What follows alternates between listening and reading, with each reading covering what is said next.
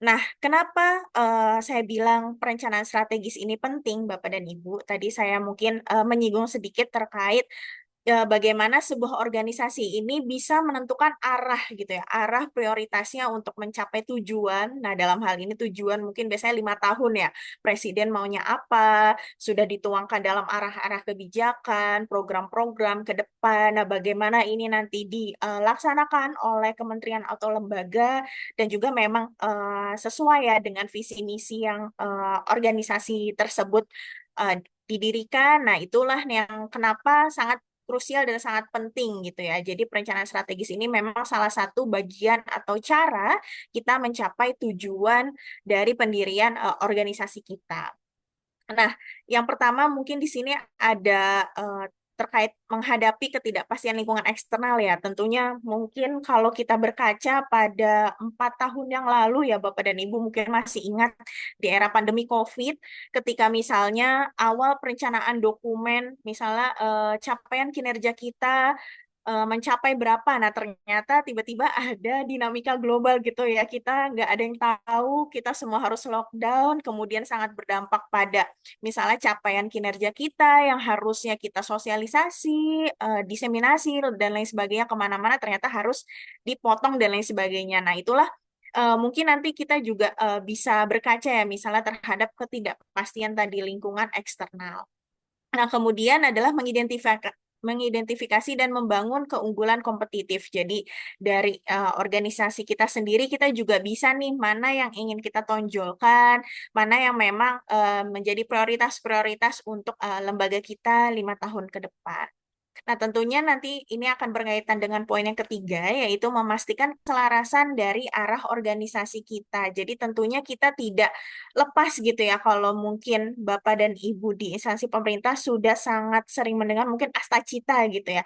Jadi kita selaras misalnya dengan astacita presiden kita nomor keberapa. Nah, ini tentunya bisa memastikan keselarasan dari arah organisasi kita.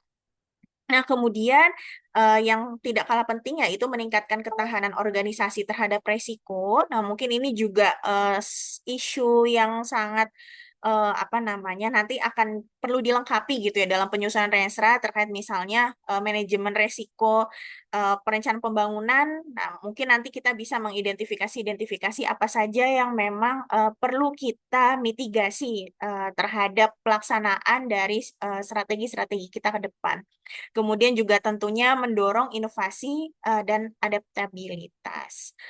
Oke, Bapak dan Ibu. Nah, mungkin kalau Bapak dan Ibu tadi kita bicara strategis gitu ya, saya ingin sekali Bapak dan Ibu bisa membedakan apa itu, misalnya saya punya instrumen ya, apa itu strategis dan operasional. Nah, dalam hal kaitannya yang sifatnya strategis, kita itu lebih fokus atau kita akan bicara pada hal-hal yang sifatnya jangka panjang.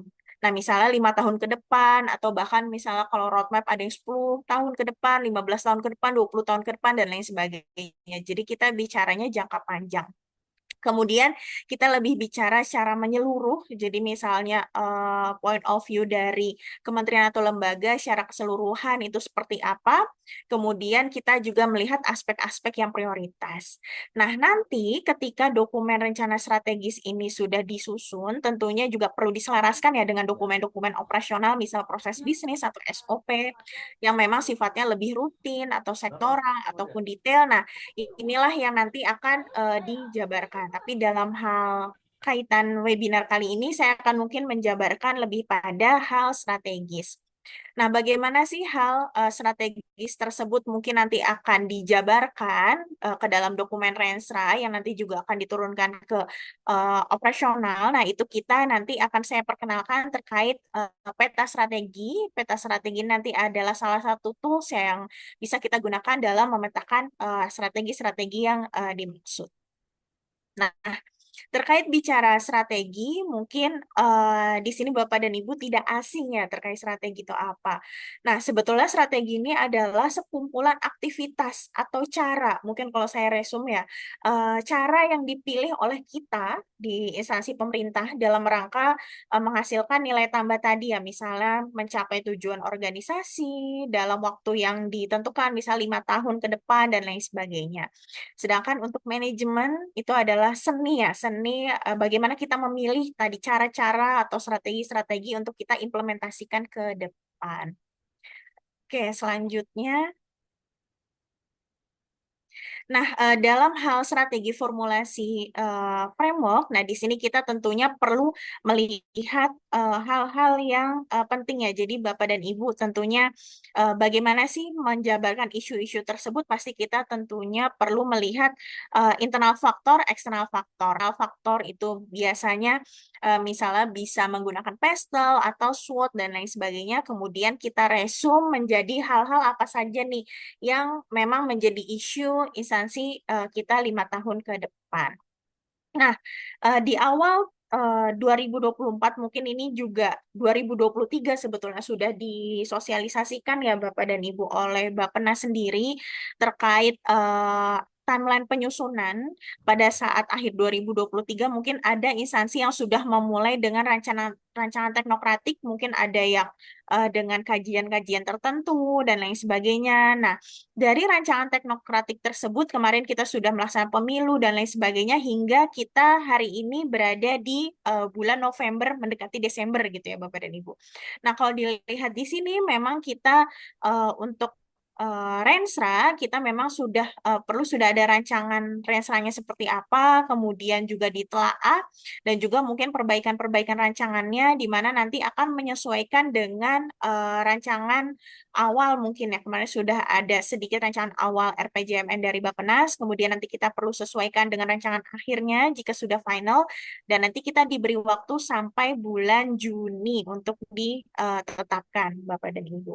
Jadi memang fokus kita di sini sudah hampir mendekati tahun 2025 ya Bapak dan Ibu. Jadi perlu diingat kembali kita di sini waktunya sudah mulai atau sudah running nih penyusunan rancangan awal Rensra kita seperti apa. Oke, selanjutnya, nah ini mungkin sekilas ya Bapak dan Ibu. Tadi rancangan teknokratik mungkin tidak akan saya ulas karena ini sudah lewat tahun lalu, tapi kita lebih fokus di rancangan rensranya dan penyesuaian, di mana ini disusun tentunya oleh Bapak dan Ibu di instansi kementerian ataupun lembaga yang memang juga berpedoman pada dokumen RPJMN, bisa melalui forum-forum penyesuaian, kemudian nanti akan dimutakhirkan, kemudian kita juga nanti perlu apa namanya sering berkomunikasi ya dengan Bappenas untuk menelaah misalnya rancangan kita seperti apa. Nah, ini sedikit muatan-muatan Renstra ya, yang sebelumnya pada saat sosialisasi mungkin ini saya tidak terlalu spesifik, mungkin nanti kita bisa lihat contohnya di KPP2 di KP2MI, mohon maaf, di KP2MI atau BP2MI yang memang sekarang BP2MI ini sudah transformasi ya menjadi kementerian, nanti mungkin bisa kita dengar di materi selanjutnya. Nah, terkait dasar hukum yang mungkin pengantar ingin saya sampaikan di sini terutama pada Permen PPN Kepala Bappenas nomor 10 tahun 2023 terkait tata cara penyusunannya. Memang itu kalau Bapak dan Ibu baca sudah sangat lengkap ya, sudah ada kerangkanya, muatannya, misalnya mulai dari pendahuluan, terdiri dari kondisi umum, potensi permasalahan. Biasanya kondisi umum itu adalah latar belakang ya, latar belakang, capaian kinerja sebelumnya, 5 tahun sebelumnya seperti apa, kondisi saat ini, kemudian Bapak dan Ibu bisa perkaya potensi dan permasalahannya, misalnya dengan analisis eksternal yang terkait, kemudian masuk ke bab 2 terkait visi misi, tujuan, sasaran, strategisnya, kemudian bab ketiga ada arah kebijakan regulasi, kerangka regulasi dan kelembagaan, dan yang tidak kalah penting ini adalah di bab 4 terkait target kinerja dan kerangka pendanaan. Nah, saya mengulas sedikit Bapak dan Ibu di bab pendahuluan. Di sini memang terkait kondisi umum dan potensi permasalahan ya. Kondisi umum yang tadi saya sampaikan ini adalah lebih pada menggambarkan pencapaian yang telah dilaksanakan. Jadi 5 tahun ke depan mungkin juga bisa dari dokumen evaluasi rencana strategis. Biasanya di beberapa kementerian sudah punya dokumennya. Nah, itu bisa dimasukkan di dalam bab kondisi umum.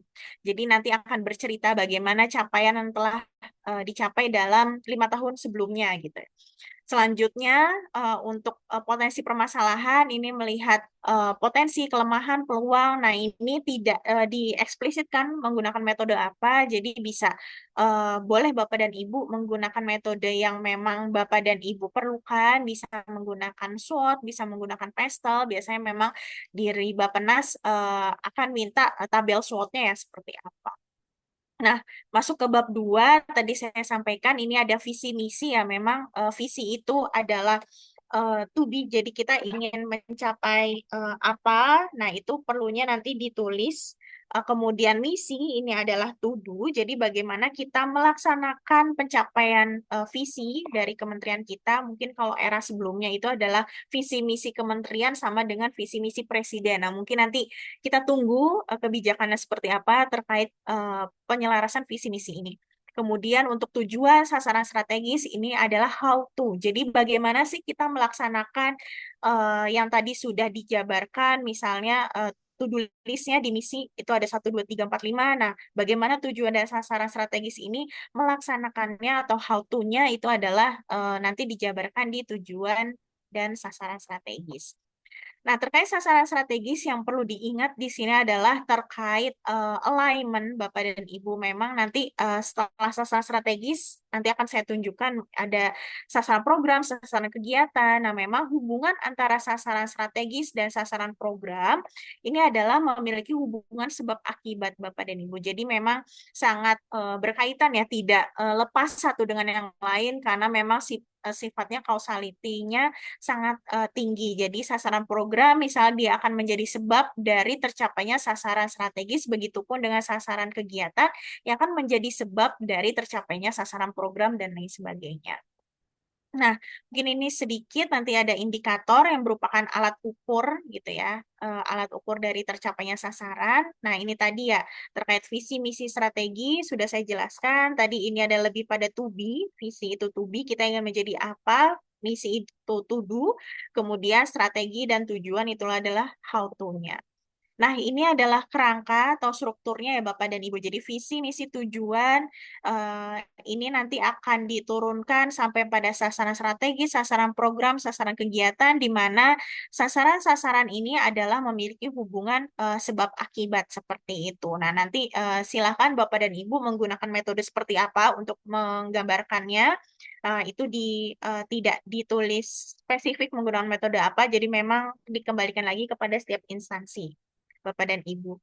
Nah, nanti tentunya dalam hal sasaran strategis ini tentunya kita perlu melihat ya apakah visi misi ini sudah terwadahi dalam sasaran strategis yang ada. Mungkin dalam hal ini terkait menggambar sasaran strategis, saya ingin menjelaskan terkait peta strategi ya Bapak dan Ibu. Jadi memang bagaimana kita melihat input, proses yang mungkin nanti akan dijelaskan dalam lebih detail peta proses bisnis, tapi tidak saya singgung dalam hal ini. Nah, untuk menjelaskan output dan outcome, ini adalah yang tadi yang kita gambarkan dalam dokumen Resra, itu adalah di dalam peta strategi, yang mungkin nanti bisa diberikan contoh. Nah, ini adalah sekilas saja terkait peta strategi, jadi bagaimana kita menggambarkan ya arah-arah atau cara-cara yang ingin kita capai dengan sebab akibat itu tadi, ini hanya salah satu contoh saja.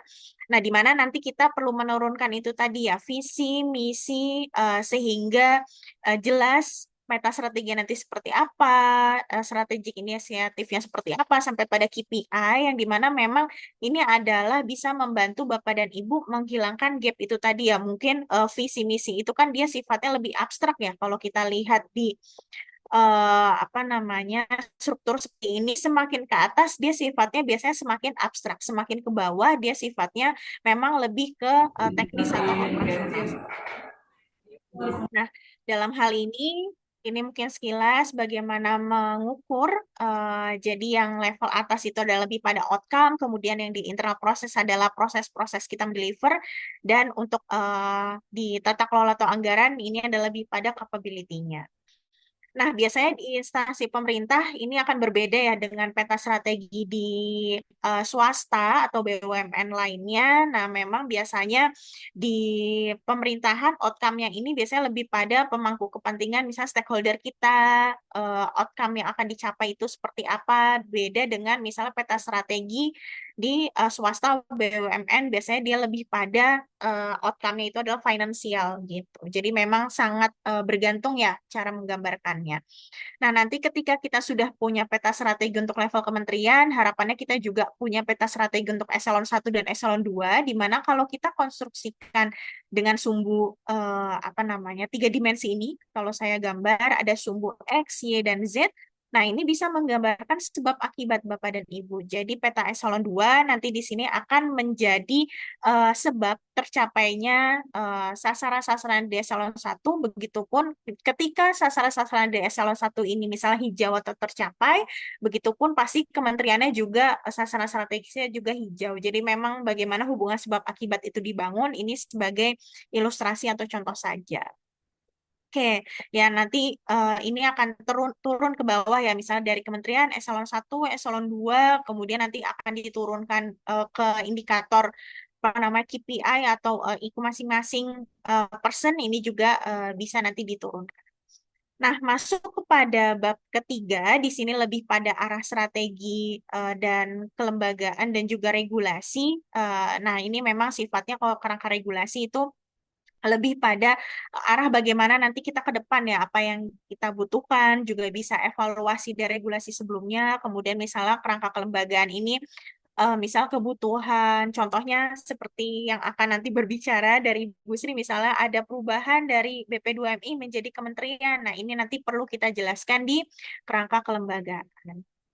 Nah, yang tidak kalah penting di sini ada bab 4, itu adalah terkait target kinerja pendanaan. Jadi tadi yang sudah kita mungkin petakan ya saling berhubungan di bab 2 yang tadi sudah ada sasaran dan indikatornya. Kemudian nanti kita lengkapi dengan angka target kinerja 5 tahun ke depan itu seperti apa, kemudian pendanaannya, nah itu dilengkapi. Nah, kemudian kalau di lampiran ini ya sudah ada format, memang di dalam Permen PPN-nya format untuk menuliskan target dan alokasi pendanaan dan juga terkait kerangka regulasinya bisa lengkap Bapak dan Ibu baca dari dokumen Permen PPN-nya. Nah, itulah tadi Bapak dan Ibu sekilas. Mungkin di sini saya menyampaikan sedikit ya, mungkin terkait rancangan awal RPJMN, mungkin nanti bisa didapatkan masing-masing ya, biasanya sudah ada dari Bappenas terkait visi, misi, asta cita yang nanti perlu kita selaraskan dan lain sebagainya. Nah, di sini sudah ada visi misi dari presiden kita, kemudian nanti misinya kita mendukung asta cita yang keberapa, ini perlu diselaraskan seperti itu. Nah, ketika sudah diselaraskan dengan misi, nanti kita juga bisa misalnya menyelaraskan dengan program prioritas, kemudian quick wins, dan lain sebagainya. Nah, ini nanti ada hubungannya terhadap struktur Renstra kita. Jadi misalnya program prioritas nasional atau PN, kemudian turun jadi PP, KP, dan Propi, nanti akan kita misalnya sangat berpengaruh pada muatan Renstra kita. Seperti itu, Bapak dan Ibu. Nah, mungkin ini saja yang ingin saya sampaikan dan